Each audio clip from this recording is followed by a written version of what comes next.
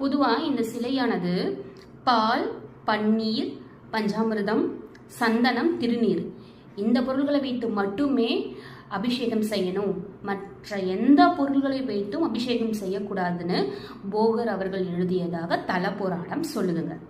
அதே மாதிரி இந்த சிலையானது உடல் முழுக்க வியர்த்து கொண்டே இருக்குமாம். இது நவபாஷான சிலையில ஐயனோட சிலை நவபாஷான சிலை, அது உடல் முழுக்க வியர்த்து கொண்டே இருக்குமாம். நான் ஏற்கனவே சொன்னேன் இல்லையா, இரவு பொழுதுல சந்தனத்தை ஐயனோட மார்பில் வைப்பாங்கன்னு சொல்லிட்டு, அந்த சந்தனமானது அந்த வியர்வை அதை என்ன சொல்றாங்க அப்படின்னா கௌபீன தீர்த்தம் அப்படின்னு சொல்றாங்க. அந்த கௌபீன தீர்த்தத்தை உறிஞ்சு தான் அது சக்தி வாய்ந்ததா மாறுதுங்க. எனவே மக்கள் இந்த ராசந்தனம் இந்த இரவில் உருவாகிறதுனால இது ராசந்தனம், இந்த ராசந்தனத்தையும் கௌபீக தீர்த்தத்துக்காகவும் ரொம்ப எதிர்பார்த்து அடுத்த நாள் நிற்பாங்களாங்க. அதே மாதிரி இந்த